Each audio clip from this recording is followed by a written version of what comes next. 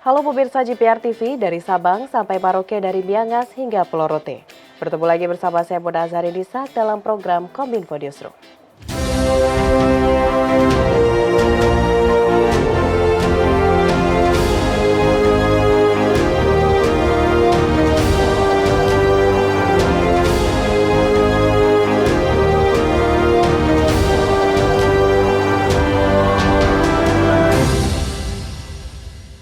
Pemirsa, kita ke informasi pertama. Direktur Pengelolaan Media Dirjen IKP Kementerian Kominfo Nursodi Kunarjo menghadiri penandatanganan bentuk sinergitas yang dilakukan GPR TV dengan pemerintah daerah yakni Diskominfotik Provinsi Gorontalo dan Paniradia Keistimewaan Yogyakarta. Di kesempatan tersebut, Kepala Dinas Kominfo dan Statistik Rifli M. Katili menyampaikan ucapan terima kasih atas kerjasama yang terjalin antara Diskominfotik Provinsi Gorontalo dengan GPR TV Kominfo.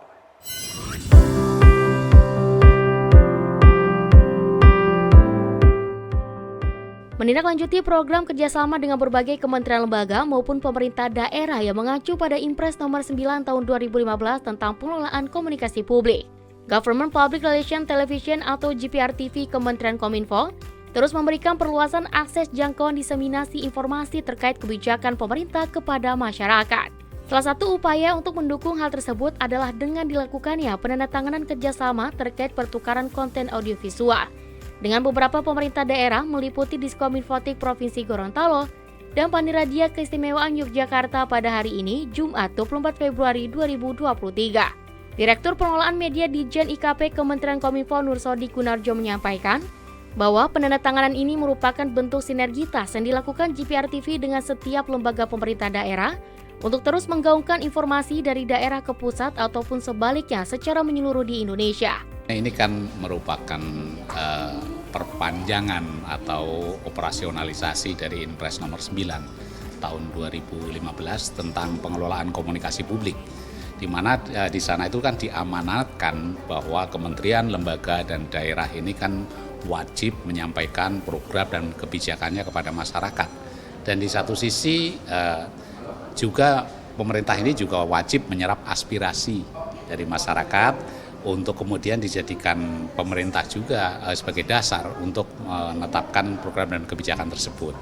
Nah, dalam rangka diseminasi informasi publik, kita kan memerlukan media, tidak hanya yang dimiliki oleh media-media di kementerian dan lembaga, tetapi juga media-media yang dimiliki oleh pemerintah daerah, termasuk dalam hal ini adalah pemerintah Provinsi Gorontalo. Ini tentu saja tujuannya adalah kita menjalin kerjasama lebih erat lagi supaya konten-konten informasi publik yang ada di pusat ini bisa didiseminasikan ke daerah. Dan di satu sisi dari daerah itu juga bisa menyampaikan konten-konten informasinya kepada Kominfo dalam hal ini. Adapun pada kesempatan yang sama, Kepala Dinas Kominfo dan Statistik Provinsi Gorontalo, Rifli M. Katili menyampaikan ucapan terima kasihnya atas kerjasama yang terjalin antara Diskominfotik Provinsi Gorontalo dengan GPR TV Kementerian Kominfo, yang diharapkan dapat menjadi bingkai untuk saling berkontribusi dalam program-program kegiatan. Kerjasama kita ini semakin bagus, penyebaran luasan informasi juga semakin baik, dan dengan kerjasama ini tentunya kita punya bingkai ya yang menjadi penguat kita untuk saling berkontribusi di dalam program-program kegiatan. Yang kedua, harapannya kan bagaimana program kegiatan dan juga kebijakan yang dilakukan oleh pemerintah ataupun sebaliknya program kegiatan dan kebijakan yang dilakukan oleh kementerian itu bisa saling terinformasi dengan baik. Baik kita daerah terinformasi di pusat ataupun sebaliknya.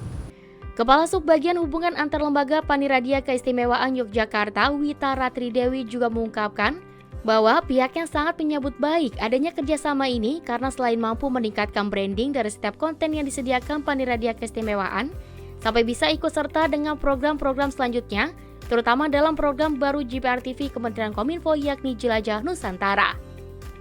Kami berharap kerjasama ini bisa terjalin lebih baik lagi, terutama ke depannya ya, karena kita berharap tidak berhenti di sini karena sebenarnya program-program yang dilakukan teman-teman di GPR TV pada khususnya itu sangat menarik dan kami merasa terharu dan ikut bangga ketika kami bisa juga berpartisipasi dan kolaborasi dengan GPR TV. Jadi kalau tadi kan sempat sharing juga dengan beberapa teman-teman dari GPR TV juga dan juga dari Pak Teguh juga menyampaikan di tahun ini kan ada inovasi juga yang namanya sebuah kontennya itu Jelajah Nusantara, dan diharapkan nanti dari teman-teman mitra-mitranya GPR TV itu juga bisa berkolaborasi menyediakan konten gitu yang mengisi ya kurang lebih sama kayak joint production, cuman nanti istilahnya brandingnya dia Jelajah Nusantara. Dan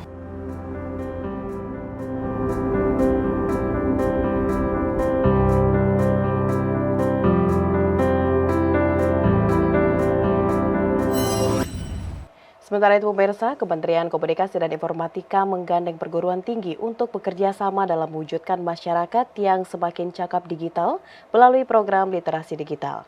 Direktur Jenderal Aplikasi Informatika Samuel Abrijani Pangerapan menilai perguruan tinggi menjadi tempat ilmu pengetahuan bagaimana pilar literasi digital seperti etika digital, keamanan digital, dan budaya digital dikembangkan. Dukungan peningkatan sumber daya manusia dalam fase transformasi digital nasional, Kementerian Komunikasi dan Informatika memperkenalkan program Gerakan Nasional Literasi Digital. Program ini akan bekerjasama dengan sejumlah perguruan tinggi untuk membangun ekosistem digital di bidang pendidikan, khususnya dalam membentuk program peningkatan Indeks Literasi Digital Indonesia tahun ini.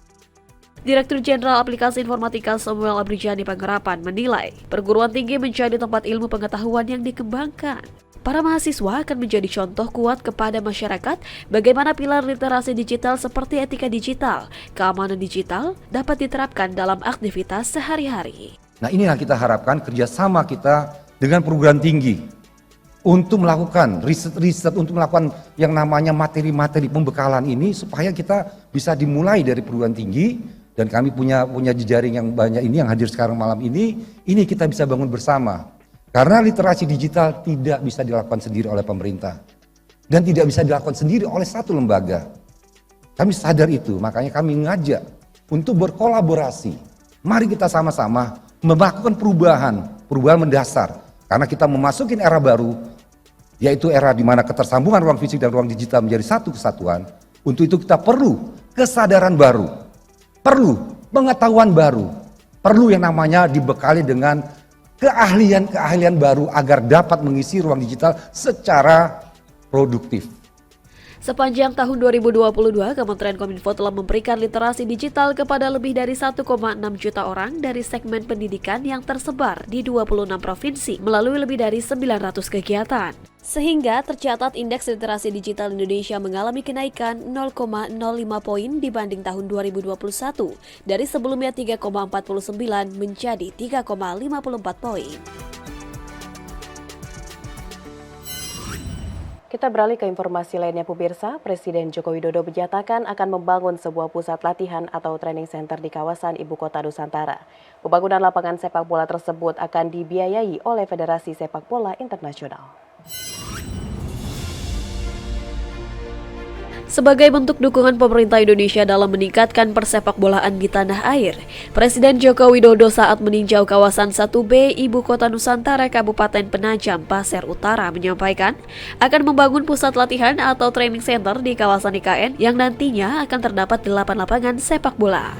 Adapun pembangunan tersebut nantinya akan dibiayai oleh Federasi Sepak Bola Internasional yang membuktikan bahwa pembangunan IKN dapat dipercaya di kancah internasional dan direncanakan dapat selesai dalam jangka waktu 1 tahun.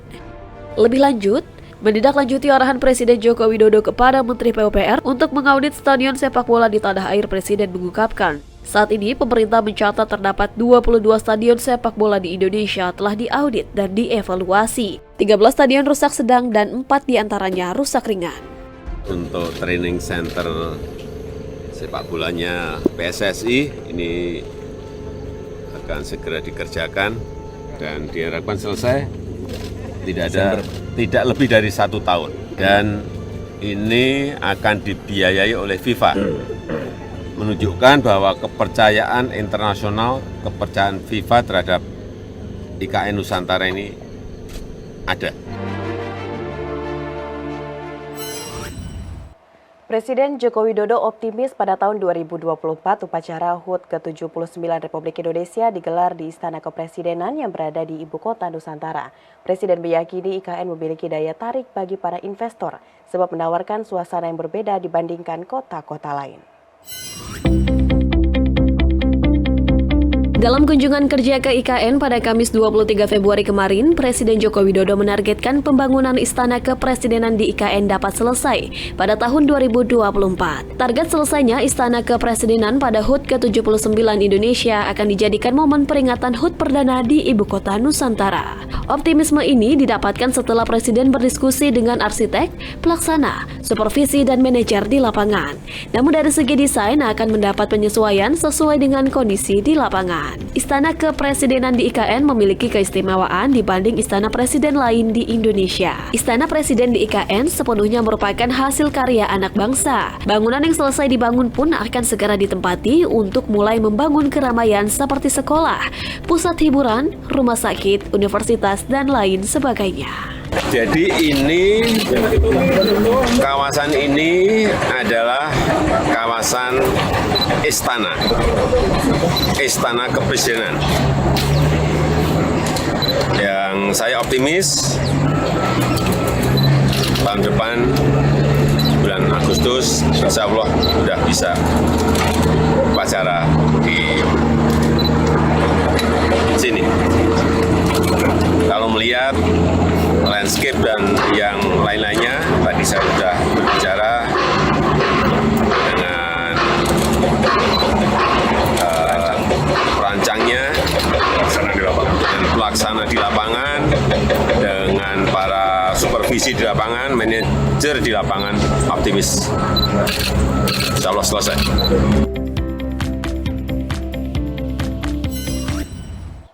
Pemirsa, Badan Perencanaan Pembangunan Nasional memaparkan 8 arah kebijakan Rencana Kerja Pemerintah tahun 2024. Rencana Kerja Pemerintah tahun 2024 menetapkan sasaran pembangunan yang mencakup pertumbuhan ekonomi dengan target 5,3 hingga 5,7%.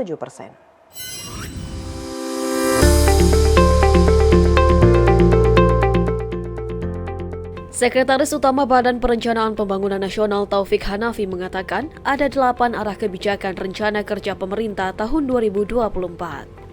Ke-8 arah kebijakan RKP 2024 terdiri dari pengurangan kemiskinan dan penghapusan kemiskinan ekstrim, peningkatan kualitas pelayanan kesehatan dan pendidikan, revitalisasi industri dan penguatan riset terapan, penguatan daya saing, pembangunan rendah karbon dan transisi energi, percepatan pembangunan infrastruktur dasar dan konektivitas, percepatan pembangunan ibu kota negara dan pelaksanaan pemilu 2024. Dukung pelaksanaan arah kebijakan yang diprioritaskan di tahun 2024 telah ditetapkan beberapa target pembangunan, di antaranya penurunan tingkat kemiskinan dan tingkat kemiskinan ekstrim, penurunan prevalensi stunting, insidensi TB, eliminasi malaria, kusta, serta peningkatan nilai rata-rata PISA. Ini juga menjadi arah kebijakan yang diprioritaskan. Tema RKP tahun 2024 yang diangkat pemerintah adalah mempercepat transformasi ekonomi yang inklusif dan berkelanjutan. Untuk menjaga kesinambungan pelaksanaan rencana pembangunan jangka menengah nasional 2020 hingga 2024, RKP 2024 tetap melanjutkan pelaksanaan 7 prioritas nasional. Lebih lanjut, RKP 2024 menetapkan sasaran pembangunan yang mencakup pertumbuhan ekonomi dengan target 5,3 hingga 5,7%, tingkat kemiskinan 6,5 hingga 7,5%, tingkat pengangguran terbuka 5,0 hingga 5,7%, nilai tukar nelayan 107 hingga 110 poin, penurunan gas emisi rumah kaca 27,27%, dan nilai tukar petani 105 hingga 108 poin. RKP tahun 2024 juga menetapkan sasaran pembangunan yang terdiri dari pertumbuhan ekonomi, penurunan emisi gas rumah kaca, tingkat pengangguran terbuka, indeks pembangunan manusia, tingkat kemiskinan, serta didukung oleh nilai tukar petani dan nilai tukar nelayan. Pemirsa Kominfo Newsroom akan segera kembali dengan informasi lain sesaat lagi, tetaplah bersama kami.